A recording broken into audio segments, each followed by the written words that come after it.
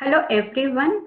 Today, May 28th, 2020, we are going to speak about meditation, the language of ourselves. We are all doing multitasking and more stressful. There are a lot of benefits from meditation. To name few, it relieves stress, gives mental peace, boosts the brain strength, increases concentration, stay focused, and to control and balance our mind, body, spirit. This is Kavita Kukunur, President and CEO of Kavita Holistic Approach. I'm a homeopath from Michigan, USA. I'm a member of Kevin Friendly Foundation, a non-profit organization that helps to serve poor people in greater needs in India. Let me share something interesting, which I saw in Hahnemann's monthly journal of Homeopathic Medical Society of State of Pennsylvania. In Hahnemann's Chronic Diseases book, he refers to this saying, since the years 1816 and 1817, he had been occupied in efforts to discover the reason why the known homeopathic remedies did not effect a cure in these chronic diseases. Continuing, Hahnemann says, after unceasing meditation, indefatigable research, careful observation, and most accurate experiments, I was permitted to solve problems for the benefit of mankind. So, meditation is very important to lead a healthy life. Welcome everybody to CAF Homeopathy Study Group webinars that provides continuing educational credits. Today, our honorable guest speaker is Dr. Nancy Gahles. Everyone knows her, but little bit description I will provide. And we have a wonderful education webinar carefully prepared for you. Please send your questions in the chat and they will be answered by Dr. Nancy at the end of the presentation. This webinar is moderated by CAR Homeopathy State Group team members, Dr. Deepak Sharma, Dr. Sweta, Dr. Nikhil Kamble, and Professor Regina. This webinar is for educational purposes only and it is being recorded as we speak. In order to receive continuing educational certificate, you need to fill the JOT form which is going to be provided at the end of the chat. And also CHC job analysis to get the survey, you'll get one CHC CU and NASH CU. At the end, we have special guest Kim Ilya from Whole Health Now who will be sharing about events about JHC 2020 Summit. Kindly mute your microphone and turn off your video for now and you will be instructed further when to turn on. About Dr. Nancy Gahles, she is a consultant in integrative holistic healthcare whose expertise lies in identifying the stress that unravels health. Dr. Nancy consults with the whole person, mind, body, emotion, spirit, drawing on her therapeutic skills as a doctor of chiropractic, retired, certified classical homeopath, ordained interfaith minister. Dr. Gahles mastered on meditation webinars. There is a lot to tell about Dr. Nancy. And for more information, please visit her website www.drnancygahles.com. Let us welcome Dr. Nancy. Thank you, Kavita. Now, will my screen come up so I can see? Is it going to be speaker speaking? No, your screen is there. It's all you. Okay, I don't see my face here, so I guess. It is we all can see you, Nancy. You can all see me. Oh, here I am. Okay. Hello. All right, I just put my headset on so I can hear a little better. Okay, I'm just looking at who's here. I will first open the session with deep bows. I'd like to offer that new way. It's an old way that's become new again, a new greeting, a new way of greeting in this pandemic, which allows people the wonderful gift of simply being present, of recognizing and acknowledging that I do recognize the spirit within you, and I have the same one, and I'm here to offer mine as well. And so in our day now, where we're cautioned not to touch people or shake their hands, it really has allowed us this to be fully abled to offer the sense of divine presence, the simple presence to one another. And that's the way I open every session with my patients. And so I'm really happy to see that happen. Because of course, when a patient comes into us, or a client, whatever you call it, they are placing their trust in you. They're the one, who is vulnerable. They're the one who's suffering. And so when we greet them in that fashion, we acknowledge that space, just as I'm doing this with you now. And then I ring a mindfulness bell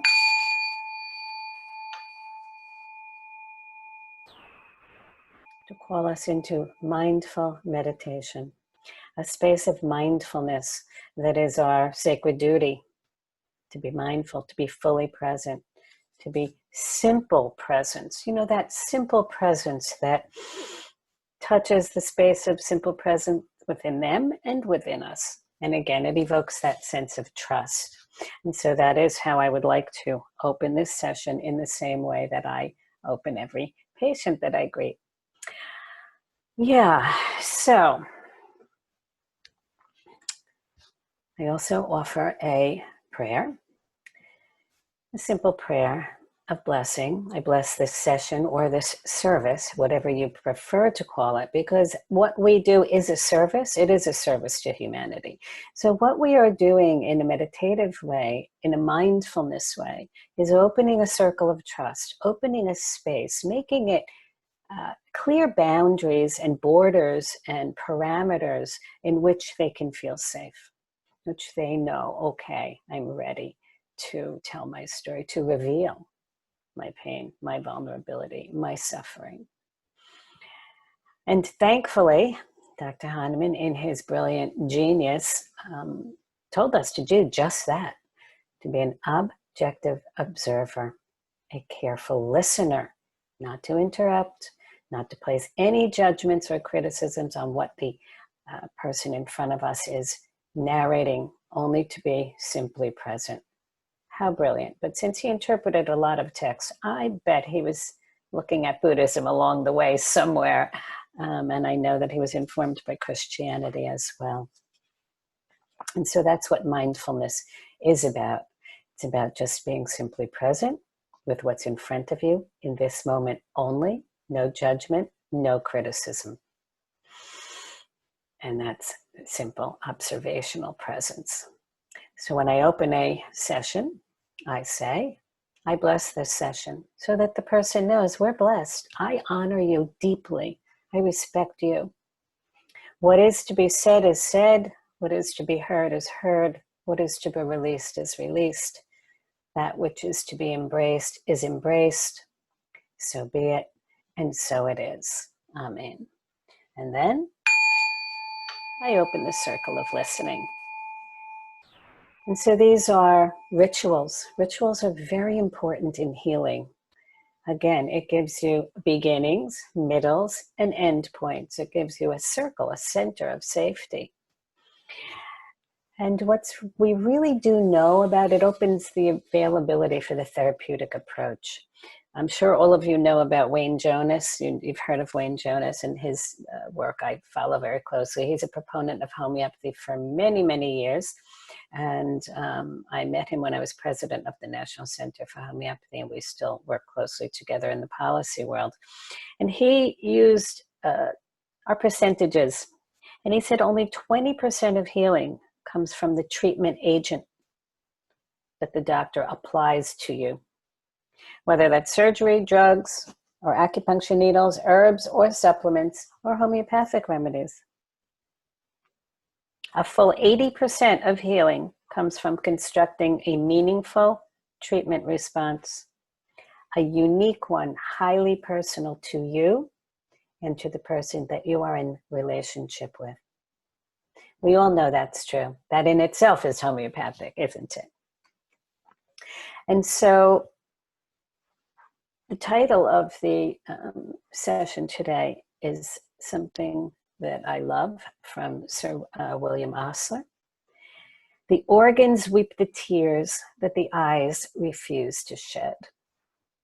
So when we do meditation, when we do embodied meditation, we are looking for what the organ is trying to express. In this session, I'm going to have no PowerPoints, have none of that. I want to introduce you or cultivate within you bhavana, as the Buddha calls it, the cultivation of the fields within you, of letting go of the mind. We are doctors, we are healers, we're homeopaths, we're very, very trained in using our mind and making diagnoses, even coming to the analysis of the remedy. Sometimes we forget to just listen to what the spirit is telling us, what the language the body is telling us. Thankfully, again, we have a huge mind section. We don't have that in medicine, but we do have it in homeopathy. So again, we are very blessed and very thankful for that, that we have language delusions that the mind is telling us, the organs are expressing. But often the patient does not have that language. You're going to have to ask them or get it cultivated out of them in a way. So what I find really important in teaching about meditation, about the language of ourselves, is first to listen to the language of ourselves. So that when we enter the room, we are free and clear. We are fully present, simply present, to receive what has to be said and to understand what can be let go of, so that we can get the essence of the case. Dr. Hahnemann called it the dynamis, the vitality, the vital force. In chiropractic, we call it innate intelligence. All of the vitalistic philosophies, of which homeopathy is one, have that very same understanding. Again, in contrasting in medicine, that we do assess vital signs. We do look at vitality, of course. Are you breathing? Is your heart beating? What is your color? What is your responsiveness? We do look at that on a baseline. In homeopathy, however, we look at it much deeper. How is the dynamic self, the dynamic selfhood, the whole you, operating in alignment, structure, and function, so that we can access to higher meaning and purpose in life? That's what it's about. That's vitality. That's vitality. What does that mean? And how are you expressing that? Which language? How does your body say it? And so often we can't know that unless we know it. How is it for ourselves? So this is called embodied learning or experiential learning. And I'm sure every one of you as a homeopath has heard this word. You have to experience it for yourself. What is homeopathy? How does it work? You really just have to experience it for yourself. Well, that's with everything in life. You have to experience it for yourself. Who are you going to believe, me or your own two eyes, right? In this culture, we have been programmed to external validation. We only know we're good enough by what the group is telling us, by what marks we got. Yeah. And we lost the sense of ourselves. So when we are, those things are taken away from us, like in this particular pandemic, and we can't go out and socialize. I mean, you can still be on social media. It's the cues that you've been taught to validate, that those mean who you are, then that is what you're going to narrate back. That's what you're going to say. Well, I'm a diabetic, come in, how are you? I'm an incest survivor. I'm a this. We're labeled we're identified by our diagnoses, in our case of healthcare, very often. And so we start right out with that, maybe, diabetic, whatever. But that is already misleading us, right? We want to be able to understand the deeper language, the vital force is speaking in terms of integration of the whole, alignment of the whole body, mind, emotion, spirit into a one, so that people can be meaningful creators of their own lives, be further empowered to do that. That is what mindfulness meditation is about. It is cultivating and allowing space for wisdom to arise, for clarity to arise, so that you're able to make those right choices, so that you are a compassionate human being, So you can feel empathy toward the other and take an action to right that. That's what we do as homeopaths. And we have to know what's mine and what's yours. What is my empathy? I remember when I first started studying homeopathy, any of those dreadful, horrible cases of trauma, very bad physical, emotional trauma, it hurt me so deeply that I couldn't study. I said, oh, that's it. I am not doing this. I can't do that. I can't hear those cases. And it took me quite a while to work with my own inner sense of what that means for me. And so it's part of a psychological focus in homeopathy. I call it compassion-focused homeopathy, where you do self-compassion for yourself so that you can fully enter into the therapeutic experience with another person. So meditation in the practice of homeopathy and in our lives, because homeopathy is a lifestyle, it is you. Always integrating, always trying to come into alignment with yourself and your environment and access right thinking, right decision making, right being, right? And reach for your higher good, your higher self, and help others. So that's what we are as a compassionate profession. Now, I don't see too many faces here, so it's a little hard to talk into a black hole, but okay. Because what we're going to do is learn about the language of ourselves now. What are we? How do we prepare for a session? And you, I'm sure, and I'd love to get your feedback afterwards, all do something similar. I have a practice that I have done since I became a chiropractor, and that is I'm a hands-on healer. So I'm touching people, I'm into their energy centers, and I'm intuiting their challenges and their obstacles to healing with my hands, and then with my head, heart, and spirit to come to a place where I'm going to offer a solution. At the end of each session, I do wash my hands, I close the circle, I bless them, and I leave the room. When I leave the room, I cross a threshold. I go out the door and close the room, and I go and wash my hands. So crossing a threshold is a really important concept in healing, crossing the threshold. Then, when that's complete, you're done with that. You have washed yourself of all of that person's issues. So their issues doesn't get in your tissues. Their issues are in their tissues. You fully recognize it. You close that. You move to the next, and you come back fully clean. And when you enter the room, the same thing. So in your mind, crossing a threshold is a really good way to begin a meditation. And again, as I said before, I like to call in the namaste. I ask people to take a position, and that's the practice I do. I'll lead you through it, the practice that I do, but there's some value to rituals and values to creating a safe space and to letting the person know that they are deeply cared for. Let's see.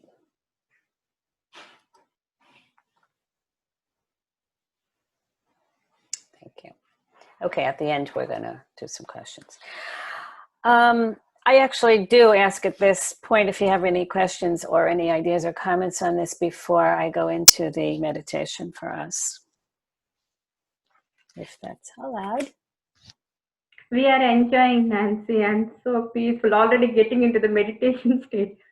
And Regina, Swetha, and Dr. Deepak, anyone, would you like to have anything, or anyone wants to say one thing to Dr. Nancy, or you're all good? They're all professionals here. Okay, so we have our created beautiful, wonderful, sacred space. And so let's just go through the practice of meeting ourselves and intuiting the language that ourselves speak.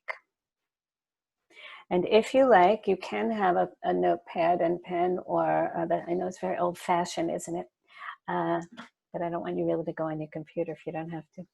And jot a few notes as we go along. So as we're body, mind, emotion, spirit mapping, you're understanding what makes you tick and what makes you sick.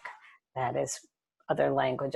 use as I go along in my life. Okay, so yes, we will begin this with our mindfulness bell.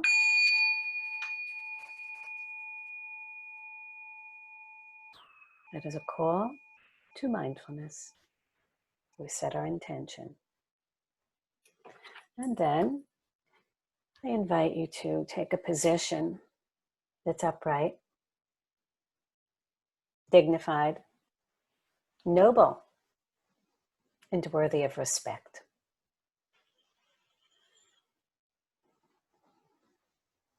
Just feel your feet grounded, the energy of Mother Earth, which we can feel the vibration of so much more clearly, according to meteorologists, with the pandemic has settled a lot of the cacophony of the earth.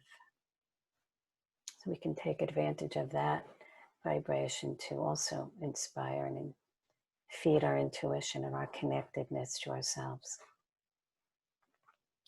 We are, after all, part of the earth. And then just invite your breath to drop into your body.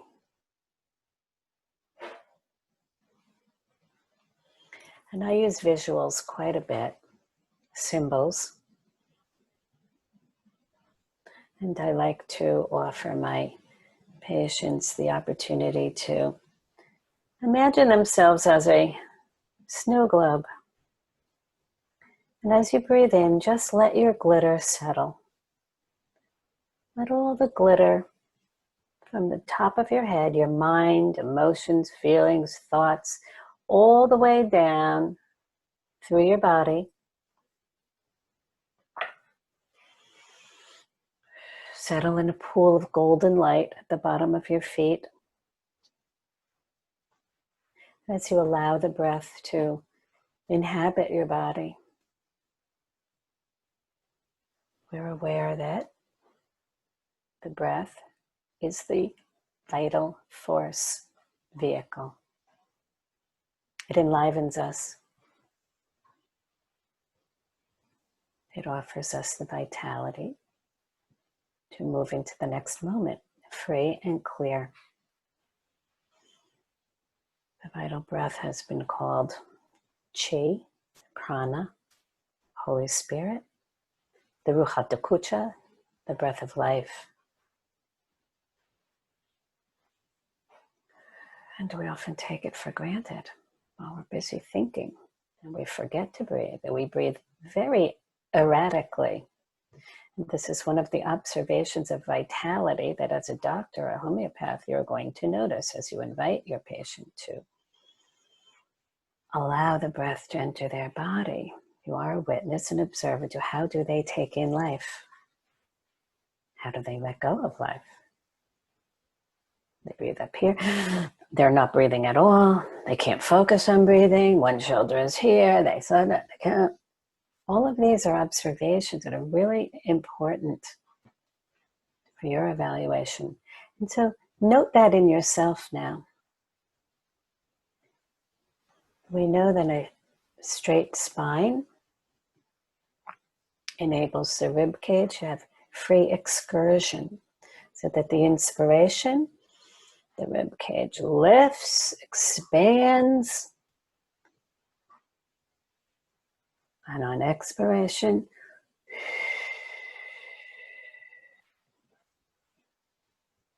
everything deflates and moves down. It's not in and then deflate by hunching over and collapse. There's a difference between expiration and collapsing. What it really looks like is a hydraulic pump system.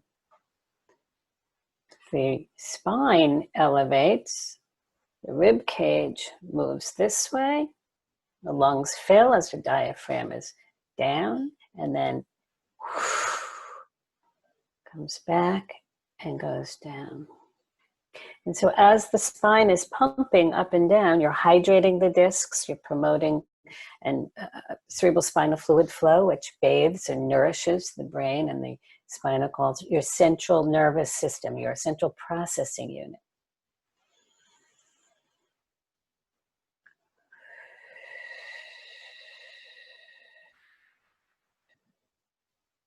And it takes a long time to take a good full breath. Just imagine that now. Imagination, visualization, creative imagination is a spiritual endeavor. It's a higher consciousness, a metacognition, a higher awareness that you engage in. And while it may seem simple, that's where the gold is, in the simplicity. We're out there looking for something very complex, very intelligent, very fabulously, dynamically interesting, no one's ever thought of before. That's no. It is about simple presence. So let's just experience that now by sitting in your position. Allow the breath to come in through your nostrils. And it's going to feel cool. As you bring in your nostrils, you're going to drop the diaphragm and your abdomen will expand. This is so there's a negative pressure that builds, and automatically your lungs will fill from the bottom up. You don't have to pull it up from here. That disables your system. So this is the first thing you're going to watch for. So take your breath in through your nose. Feel it cool in the nostrils. And we note every body part has its function and its sensation.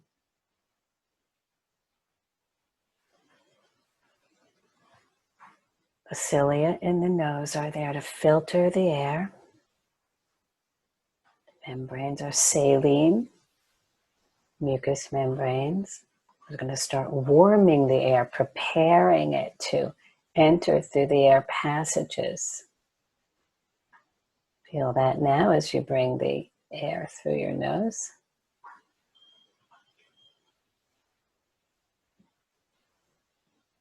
Up into the sinus cavities, and then it's going down the back of your throat, you're going to feel. Now right here, there will be a language, a thought, a belief that happens. Just like that just happened. So what if that happens? Oh, I have allergies. Oh, I have sinuses. Oh, I have chronic sinusitis. I can only get it in one nostril, not the other. These are notations. With every sensation, there will be a belief system attached to it, a story. That is, of course, what the homeopath intuits and what the homeopath observes for that person. We're doing it for ourselves. What is our story? Note it if you have one.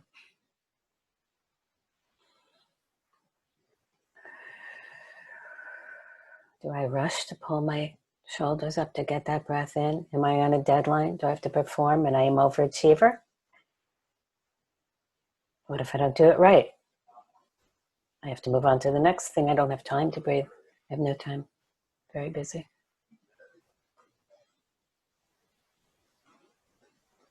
Settle that glitter. Just allow the thought to be there. It's only a thought and you can change it. You don't have to be bound by it.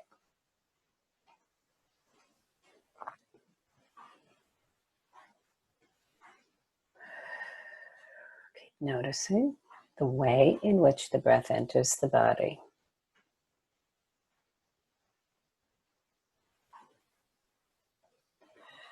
No judgment, no criticism. You can inquire later, as we do when we begin to ask the follow-up questions or repertorize.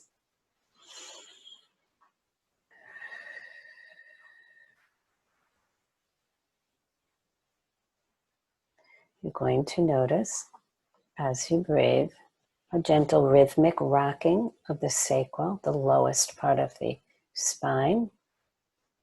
That little triangle, upside down triangle shaped bone in the pelvis that connects to the hips and the sacroiliac joint, and you're sitting on the sit bone, so you could even rock from side to side to get your equilibrium, your center, your balance, and you're going to feel very subtly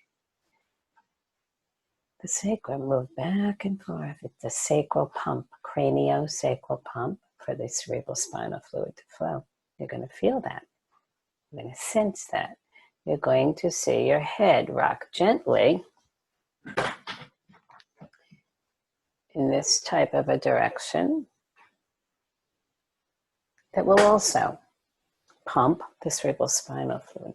This is your life oiling, your life lubrication of your life force system, the central nervous system. It also accesses the higher consciousness as well. So you want that freely moving. Everything has to be freely moving in a fluctuating wave-like dynamic flow.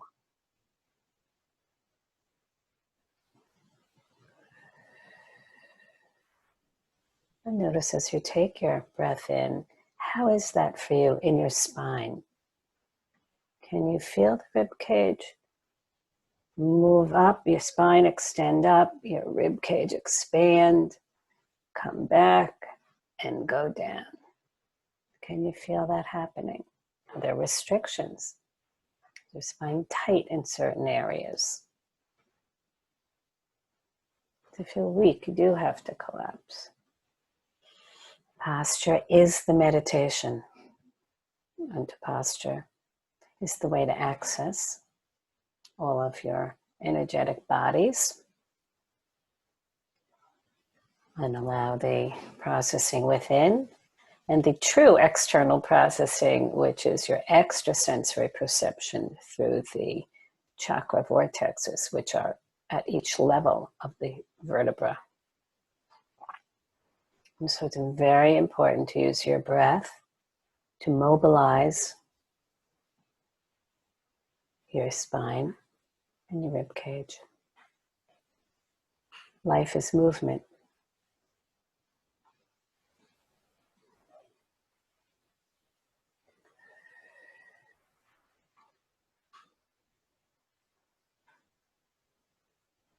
You can notice on the clavicle, on the collarbone, the neck muscles that are attached.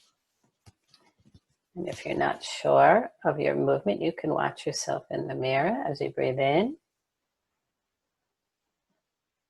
You'll see them rise as you exhale. You'll see them fall.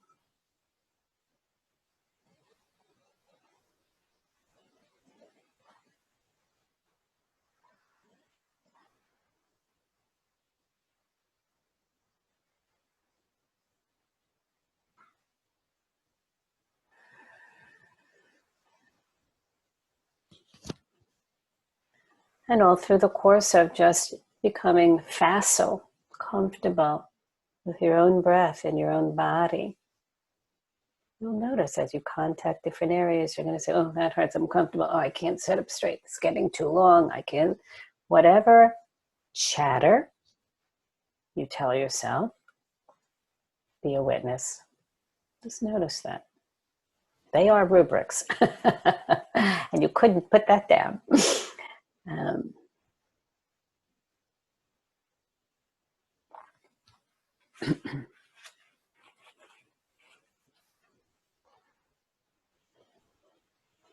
And just feel the flow. Breath is a flow.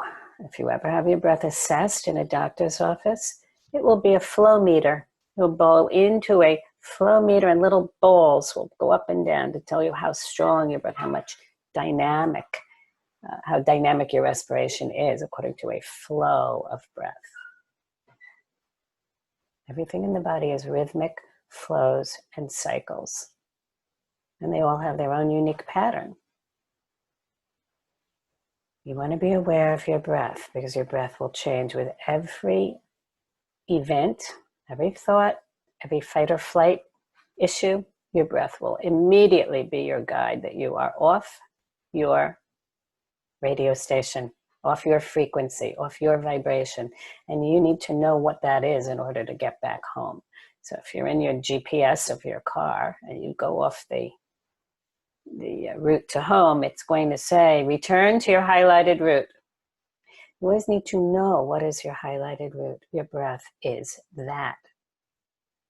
Very important grounding tool for you to get back to when you want to outburst, when you want to scream, when you want to be frightened, when you want to, whatever is a call to action that doesn't feel right, you return to your breath, which will be your touchstone. Will tell you, wait, let me just breathe and get into my right space.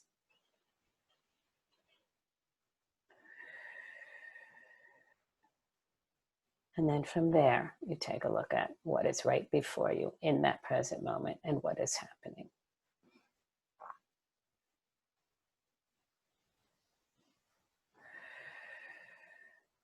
And once you become aware of the comfort, the safety, the constancy of your breath and how it liberates you, it's a beautiful feeling. Then you move to your heart.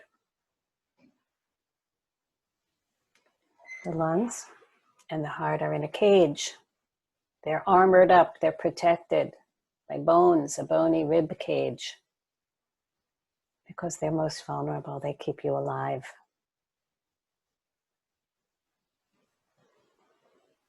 And they work together in harmony.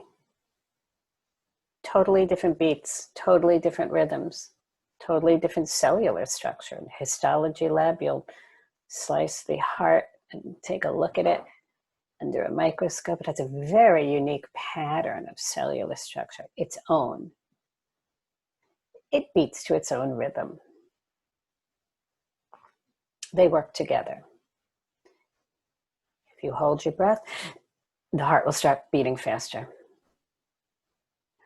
If you're going nice and easy, it will pick up a rhythm too. It's like an orchestra, right? Like string theory. One string plays and they all start to entrain and come into a rhythm together. And pretty soon, it's a whole harmony. It's a whole beautiful music. It's your music. It's the song of you.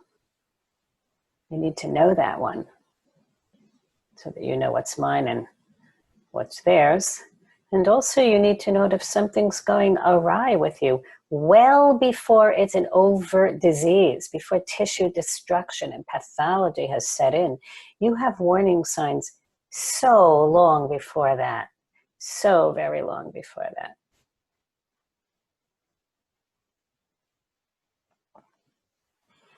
And so now, as you're breathing, nice and comfortable, let your sensation of that activity go into the background, recede into the background, and pay attention to what your heart is doing.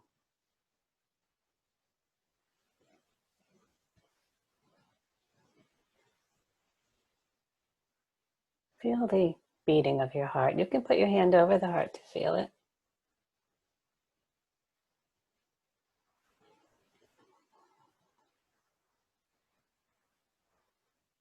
You can feel your pulses.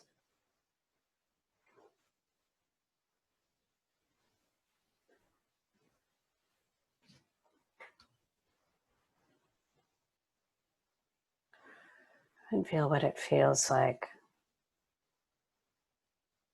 to be comfortable with your breath and that very warm beating of the heart. And you know, life is working for you. Life is supporting you.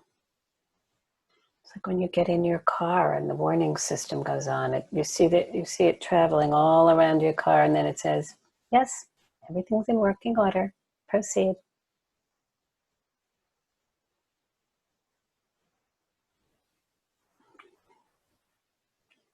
I like to encourage a visualization for heartwarming breath practice at this point with my patients, so they understand their own empowerment, not learned helplessness, but very helpful and very powerful to regulate their vitality. And I use an image of the heart as an open face dollhouse. And there's 2 rooms below and 2 rooms at the top, chambers, 4 chambers in the heart. And in the center is a sparking note of activity. The AV note sparks up the heart to start pumping through the chambers. And it looks to me like a hearth, like a wonderful hearth in the home of your heart, the downstairs rooms and the upstairs rooms. And your breath is the bellows for that fire. And you could just watch that. You could even sit in any of the rooms you like, nourish yourself, to replenish your spirit, to think, to be compassionate to yourself, to rest, to be grateful. I furnish them all. I have a different chair, beautiful, comfy chair. I have a library, of course. I have a music room, and I have a playroom. And I go in silently into the chambers of my heart to be with me, to listen very deeply to my song and the song of the universe.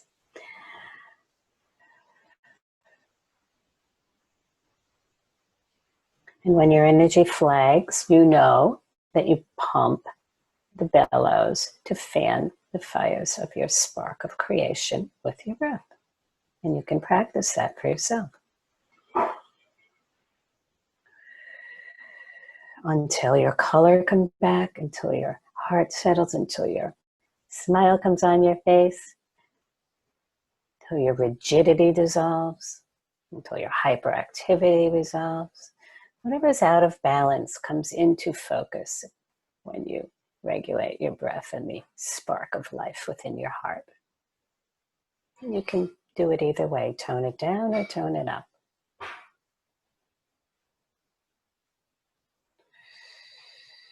And then from there, the oxygenated blood pumps through the adamas, the blood. We have that remedy. Circulation upon which every cell in the body requires. It depends on that oxygenated blood, which comes through the heart, informed by love. We need love to survive. Without love, failure to thrive. No good. That's a vital sign. Are you happy? Do you feel loved? Do you have enough love in your life? Do you give love? Can you receive it? Can you release what has to be released and embrace what has to be embraced?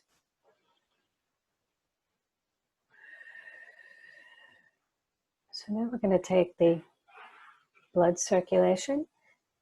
We'll start at the bottom of our toes and just take a little journey up through your feet. You're going to notice what your sensations are in your feet, your toes, the top of your foot, the arch of your foot, fallen arches, painful arches, tendinitis, bunions, those feet. They are so important. That big chakra that connects you to the earth energy.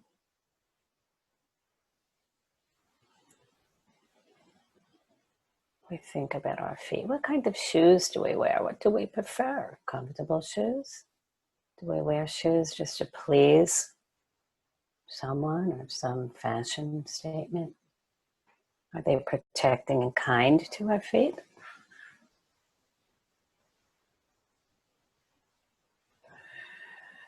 Mobility. Life is about movement. Feet are very important. Just note that, send them love and thankfulness and gratitude. And to be reminded that every cell in the body has an energy center called a mitochondria. It too sparks. It sparks up, it lights up. When you love it, when you tell that cell, molecules of emotion, Candace Pert, every cell is programmed for emotion. That's why you say things like the language of our feet. I feel it right down to my toes. I drop to the bottom of my feet.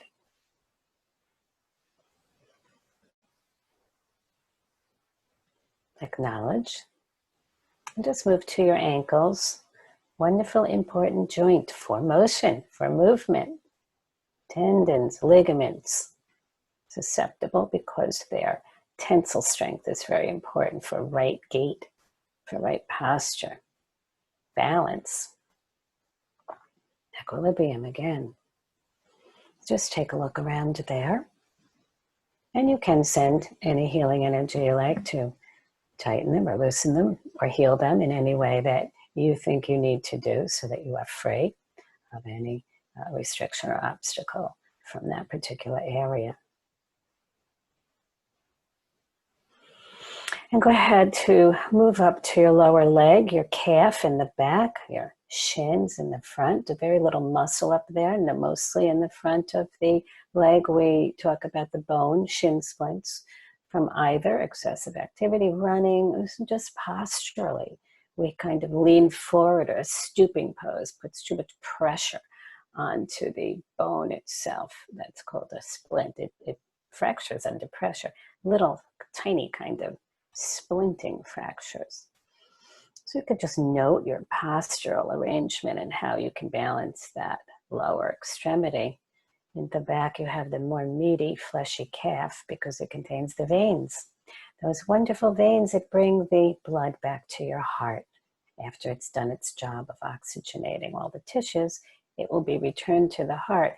It does not have the sympathetic muscular contraction action of the arteries. It is a valvular return that requires compression from the muscle to move, from the calf muscle to move it forward, to bring that blood back correctly so it doesn't pool. And so you need to move the leg correctly for that to happen. You need to heel strike, right? Put the foot up this way, strike with the heel, and then roll off so that the calf, this is of course an arm, but the whole idea is to move, heel strike, and then roll the foot out to the top of your toes, and then move forward. And that exercises the muscle of the leg, of the calf, so that you have healthy return of the venous blood. And you can note that. And go ahead up to your knee, another wonderful joint, a hinge joint. It's very important that it only goes one way, hinge. So it's for genuflecting, kneeling, and moving the lower extremity along. It does not really go side to side, and if it goes too far on either side, the meniscus that holds it in place will rupture. So again, you need to be careful of your posture, careful of your gait, careful of what kind of pressure you put on that. We'll go ahead and look at that. Fill it up with nice synovial fluid underneath the kneecap, and all around the articulation of the cartilages. You can also use your hands at all times to go around all these joints, warming them. They love to be stroked and caressed, and they like the warmth of the hand. And then go ahead up to your thighs, your quadriceps in the front, your hamstrings in the back, the big muscles that move the whole thing forward, the whole lower extremities. Just take a look. I like to comb them out. They're striated muscles. You can comb out the knots. And then notice the attachments to the pelvic bone and to the knee, tendons that attach. Just check them. If you're a forward leaner, the quadriceps will be tighter. If you tend to be back leaner or lie down or sit too long, the hamstrings will be more affected. Just take a note of your posture. You can always bring in qigong flow movements and gentle movements that will stimulate the balance of both of those to flow. And I'm just going to look around your pelvis. Go ahead and take a look at the way in which the ball and socket of the leg fits into the hip, into the acetabulum. It's a little socket, it's a round one. the ball and socket. It does have different movements. It has to roll very nice and easily. It needs a lot of fluid cartilage, a synovial fluid and cartilage.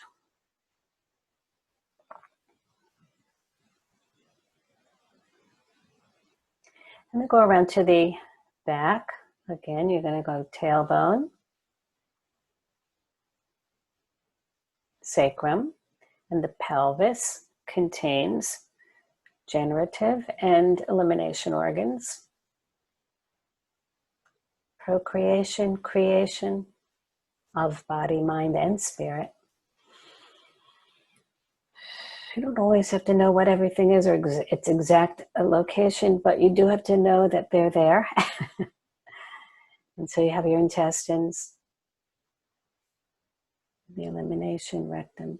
You have the uterus, the ovaries, you have the testicles, you have all your generative organs. Just imagine that they're working at optimal function. If any of them were removed, you still have a morphogenic template, an energetic template.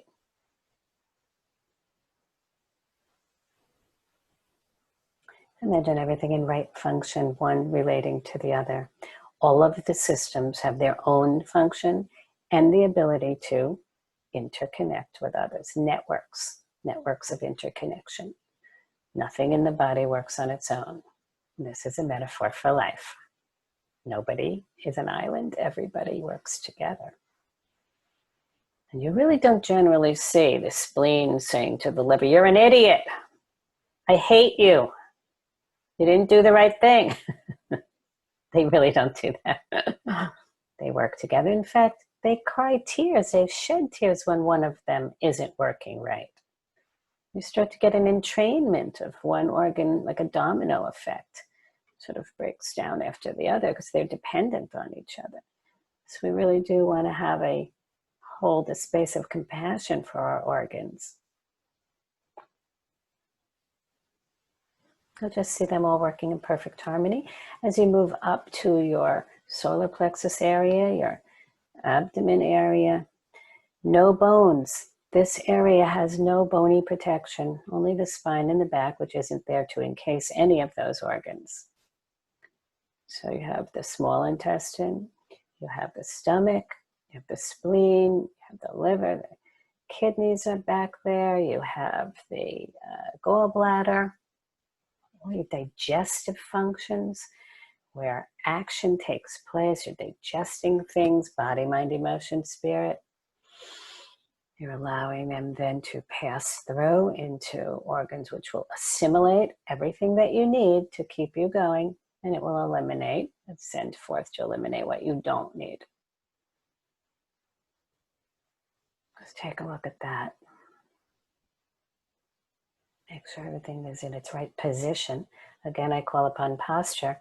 Anytime you're a sloucher or sitting too long or holding your posture, standing on one leg or another, you compromise the function and the vitality of organs.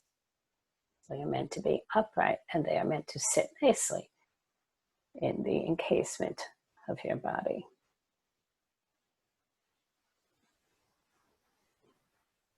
And then go ahead up to your chest again, where we saw our lungs and our heart. They're all doing their job that we tasked them with.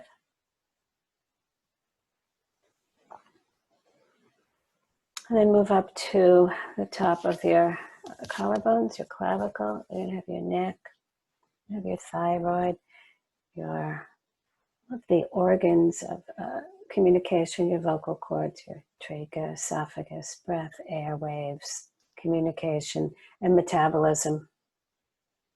The fire, the energy, temperature regulation.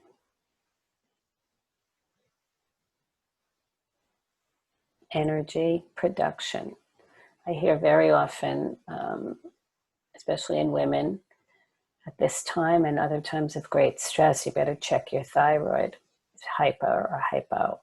In my 40 years of clinical experience, thyroid is very secondary malfunction to the adrenal glands.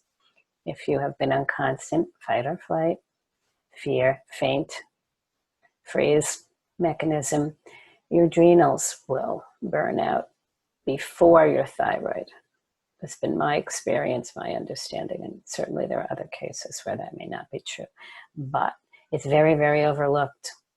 So we go in for the thyroid out again, an end-stage situation when it can't regulate things as it should. It's over, secondary, called into action because the adrenals have been so stressed.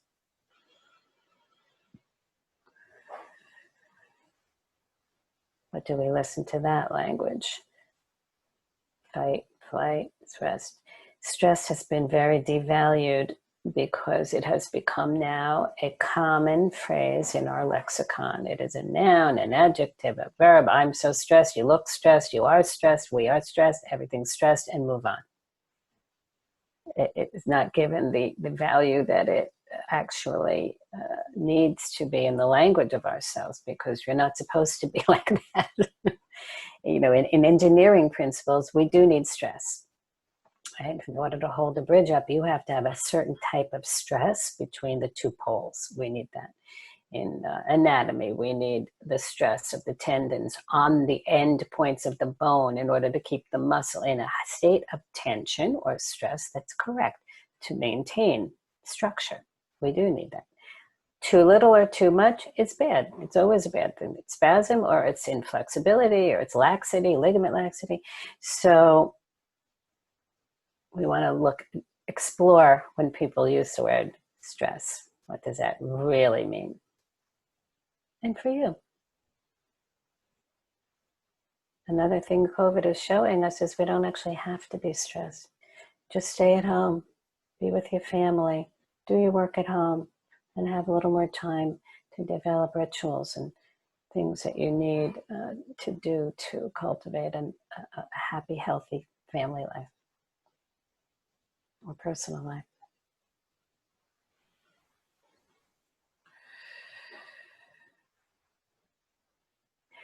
So going down the shoulders then, who know the shoulders? Ball and socket joint, one of my favorites. Lots of movement and hugging ability to reach out, caress, join one with one another. We need that to pick and lift and carry. Take a look at that. Your elbows, again, flexibility. And your wrists, your hands, your fingers.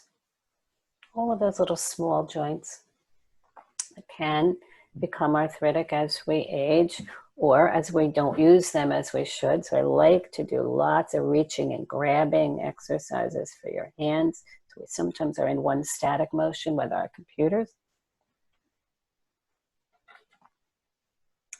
Oh, we may be running out of time, Kavita. Is that so? No problem, Nancy. Please go ahead. And keep it on here, don't worry.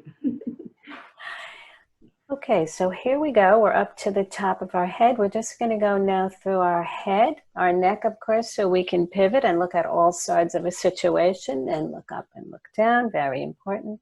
And let's go into our mouth, salivary glands, our teeth for chewing, it's our tongue for articulating,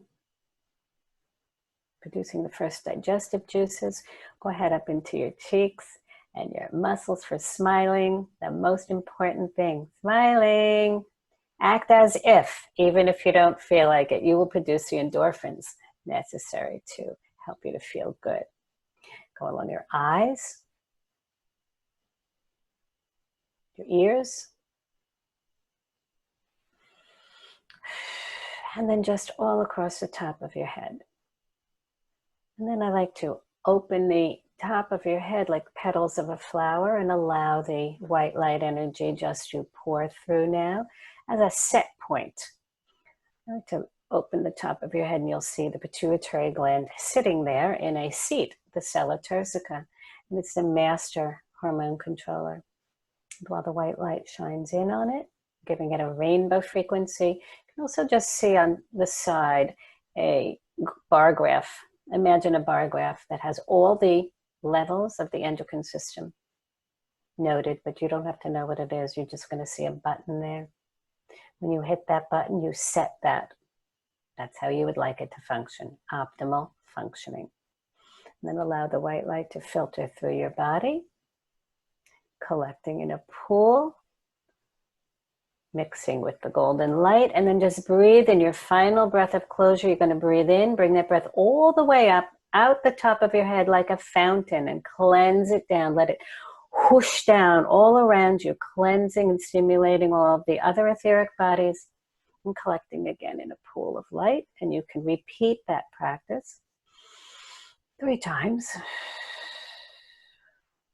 And then close the top of your head.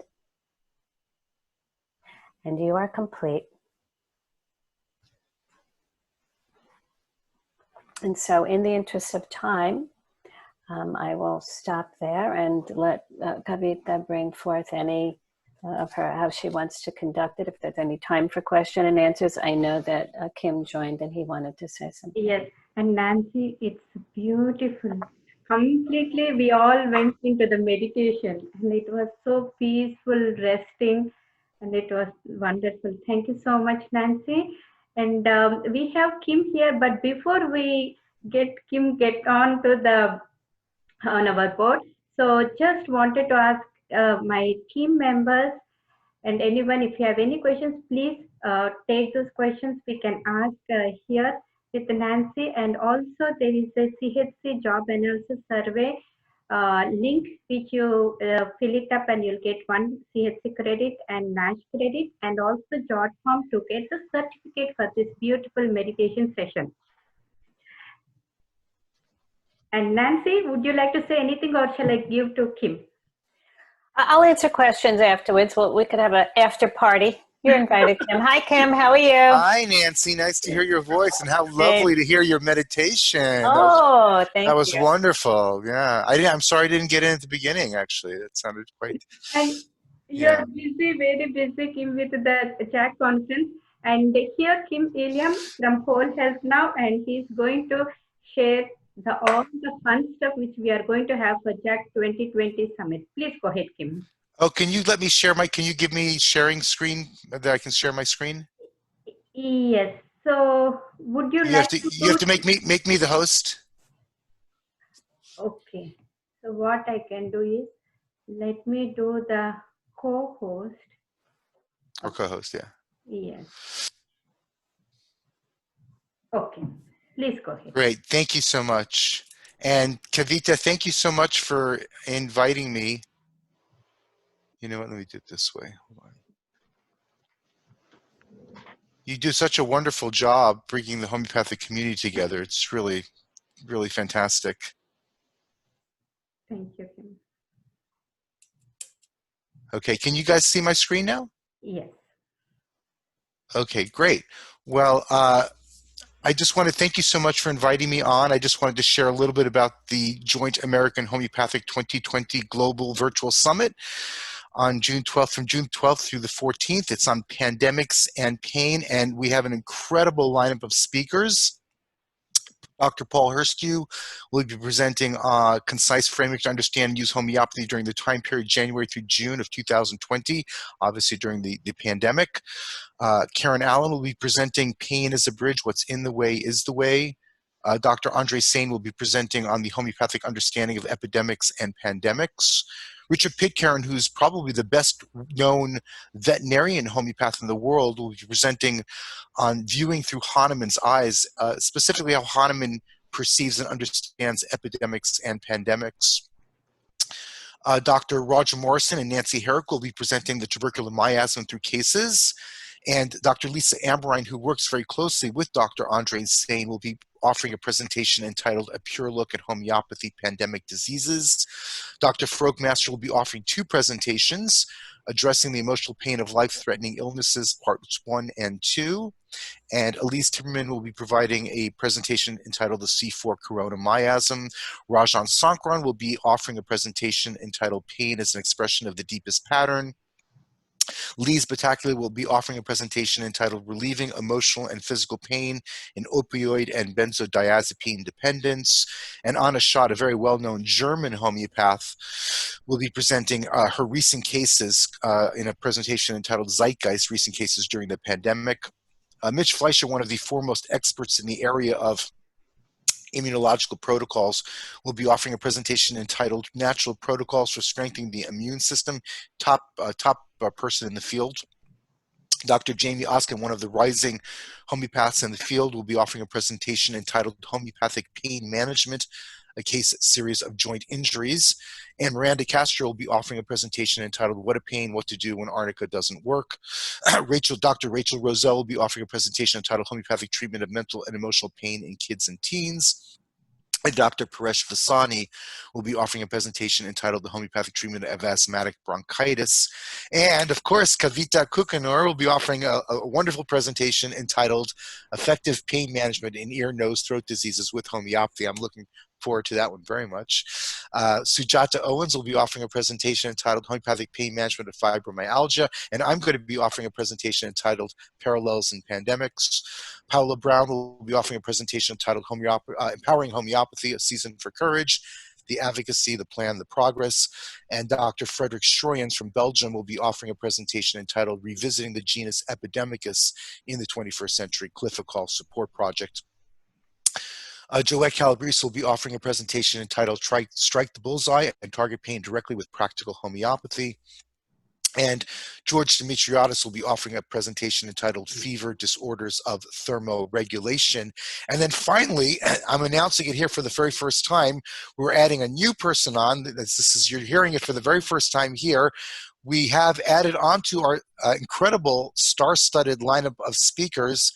We've added Dr. Luc Montagnier, Nobel Prize winner and discoverer of the human immunodeficiency virus, and his presentation will be entitled Homeopathy, the Future and Science of Medicine. So we do have a Nobel laureate, the discoverer of HIV, offering a presentation again entitled Homeopathy, the Future of Science and Medicine. We're very excited about that. Our MCs for this year are Denise Stragus and Alistair Gray. If you haven't had a chance to watch their video, please do so. They're very funny and very entertaining. And we will be having live music with professional artist Linda Fraser. She'll be singing a number of tunes, including Homeopathy. We'll have breakout rooms. There's about 6 hours of breakout rooms where people will have an opportunity to discuss the presentations and even join various presentations and have discussions with people from all over the world, in different parts of the world, China. There's an awards ceremony for people who have done service in homeopathy, and you can win all kinds of prizes. There's all kinds of donations of gifts, including a $2,000 medicine Buddha Tanka that was donated. There's even a virtual marketplace where you can go and visit vendors, and there's all kinds of prizes and contests and things of that nature. Obviously, this is going to be an amazing event. We've got the top speakers from all over the world. We've got a Nobel Prize-winning discoverer of the HIV virus talking specifically about homeopathy. Is it affordable? The whole thing, well, I'm sorry, it's $350. It's about $11 per hour. And the amazing thing about this is that all the sessions are recorded and they're posted to the conference website, and you can access those recordings as often as you want, and there's no expiration date. So there's about 30 hours of lecture material and about 6 hours of breakout sessions, plus all the other entertainment and awards, probably close to 45 hours of stuff that will be recorded and preserved that you can go back to and listen to over and over and over again. It's really a very rich experience. And we've also designed it to act more like a course than a conference. You can see here, this is just one of the speakers' presentations.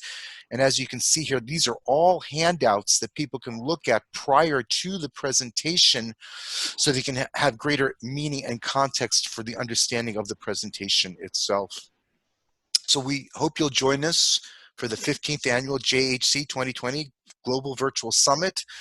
This is live history in the making, directly streamed to your location. If you want more information, please visit jahc2020.org. Again, that's jahc2020.org, and you can register for the summit at that location. We have right now about 680 people registered.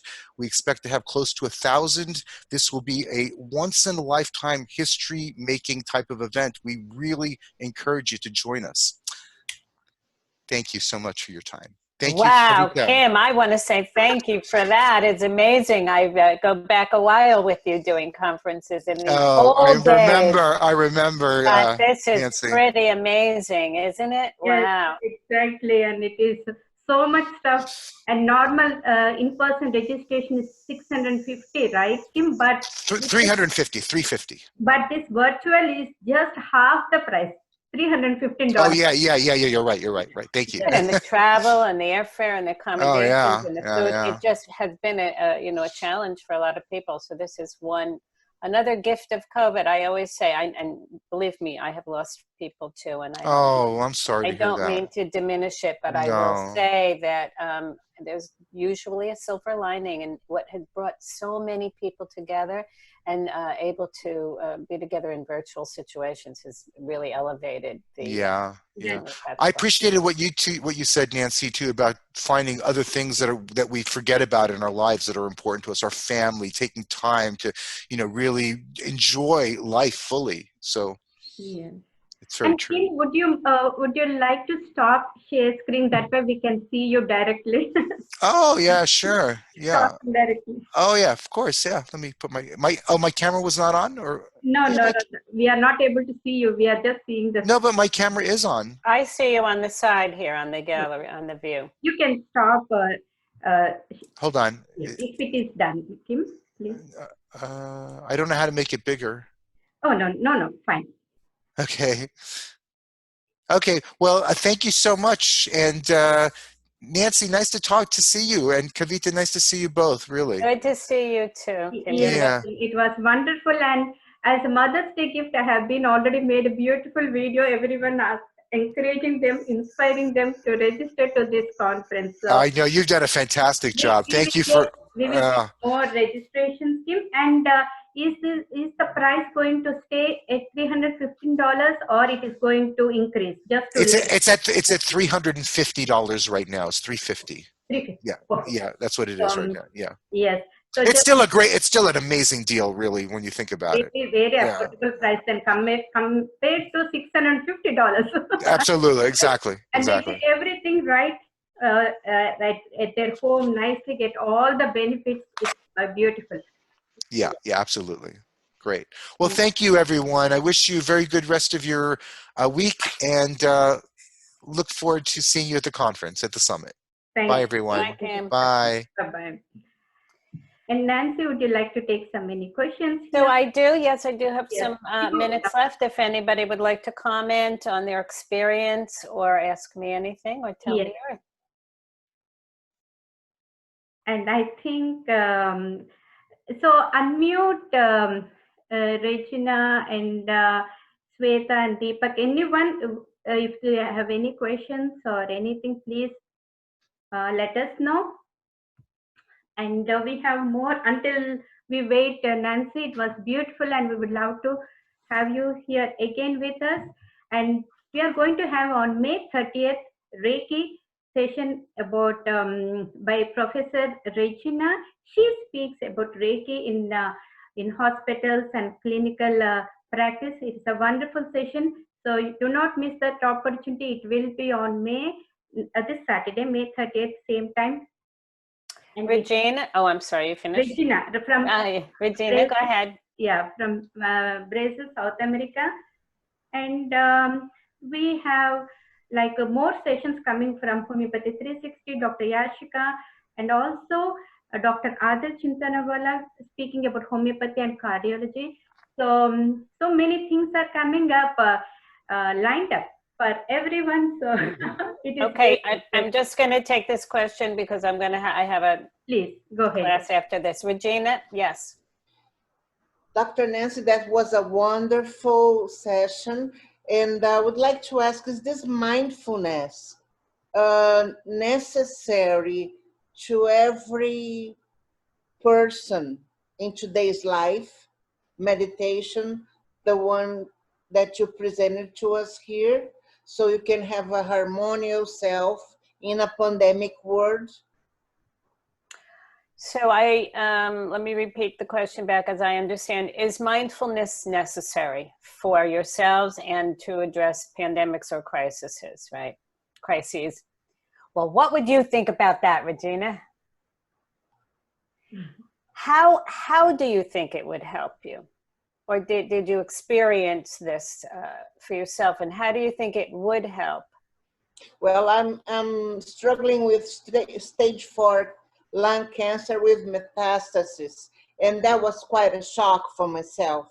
And then dealing with the disease and also treating homeless and people in the slum with homeopathy, it gave me strength to stay out of the box instead of my own pain and look out for the ones in greater needs. So that was my way of surviving, because my oncologist said you have 4 months, 5 months tops lifetime. In July 2008, it's going on 11 years now. So was it your outer expression, your generosity and your altruism that cured you, would you say? I would say so. That kept me alive so far. Okay. So that's about, so when we look at altruism and we look at Hahnemann's words of accessing structure, right action, right harmony between structure and function so that you can access your higher purpose and meaning in life, you're doing that. And so one thing I have learned in treating patients for so many years is that you can be sick, you can have wounds, you can have injuries, you can have pathologies that have resolved, leave you with something left, don't partially resolve, and still be happy. I've worked with people in palliative care who are dying and are happy. That sounds counterintuitive, doesn't it? But it is a state of being that you might call mindfulness, and it can be that you are in the present moment, right now, right here in this moment, and that's good. That's gone then, the next moment. The other thing is, so yes, so your question of is it useful? It is life. It is exactly life, doing what you're doing. There is a precaution sometimes for especially doctors or healers or altruistic people like yourself to negate what they have. I don't want to deal with me, and do everything for everyone else. That's also a caution, right? Because that can be a burnout situation. I mean, you have to honor your own situation, nourish yourself, heal yourself with your breath, with your imagery that I taught you today. And Dr. Bernie Siegel, I don't know if you ever heard of him, Love, Medicine, and Miracles, but he was a children's cancer doctor. And he's one of the first ones who brought into consciousness or recognition the value of visualization in fighting disease, especially cancer cells. He would tell the children, imagine that your healing cells are warriors on horse knights in shining armor, and they're coming to save you when they destroy the bad cells, etc.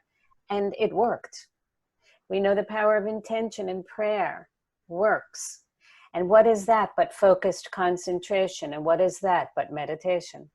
So these are all different words for a strategy of intention, of honoring yourself again, going to your namaste place. I honor the God within me, and I deserve it.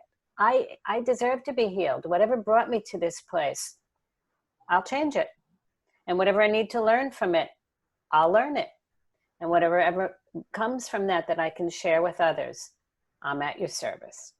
And then whatever that looks like, it looks like. But being in meditation as your daily lifestyle is what you're doing. So I wish you good health and well-being, and continue on your journey and be well and happy. And thank you for that question. Thank you, Dr. Nan. That was wonderful. You are wonderful. Anyone Thank you, else? Nancy. And any more last question? And before we end, yes, please. Hello. Yeah, Selena? Hi, hello, Dr. Hi. Nancy. Hi, thank you for coming. Yeah, actually, I wanted to ask about kids. How can we apply meditation for kids? At what age we can start to improve the concentration? Or what are the techniques can we use? So the first thing you do, and I have a newborn granddaughter, so I'm have created a class called the Early Childhood Development and Social Emotional Learning for newborns, for their parents to learn exactly what I'm going to tell you, and for caregivers as well. Here's the most important thing. It's the only thing. Be fully present, simply present, simple presence, and eye contact.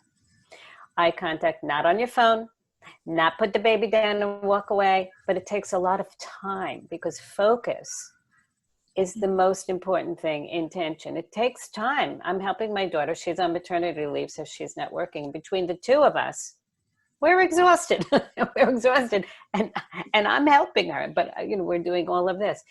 But what is the truth? What does everybody need? This goes back to your intuition. And when you do the meditation for yourself and you clear out everything, what's really left? What does anybody really want? What do we want? We want to be loved.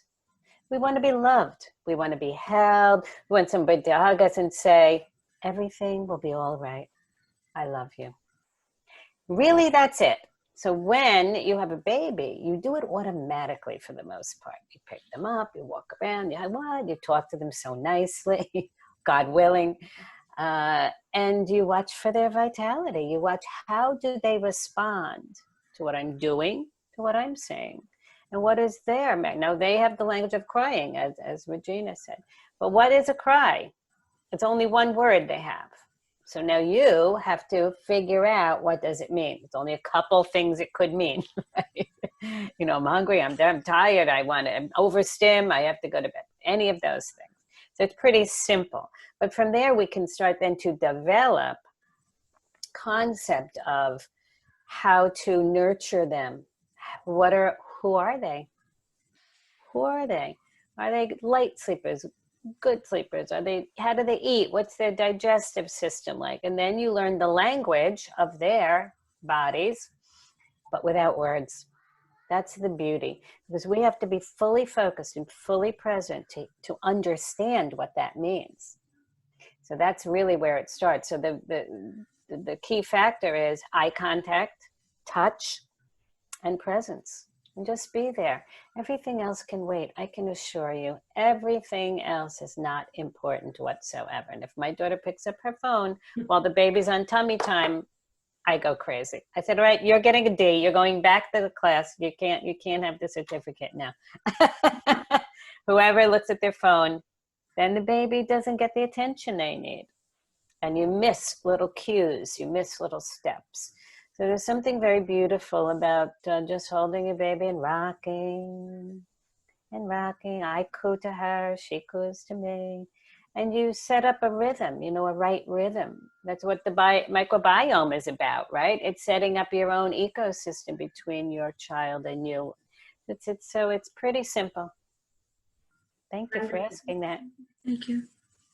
Thank you so much, Nancy. We really had extra time too, and I appreciate all your presence and attention. And we want you to come back again. And thank you all. So we'll see you all on May 30th for the Reiki session. And until then, stay healthy and happy and fill the jot form. And also, if you have any questions, you can reach at ksteadygroup@gmail.com. Thank you so much, everyone. Love you. Namaste. Namaste. Namaste. Bye-bye. Shanti. Hi, this is Samantha Comboy in San Diego, and having a CCH is important to me because it validates all the time, all the effort of the training that I took, and it also shows my clients and the public that I mean business, that I am a professional homeopath, and that I took the time and studied and passed the exam. So I'm really grateful I passed the exam, and I'm happy to be a CCH.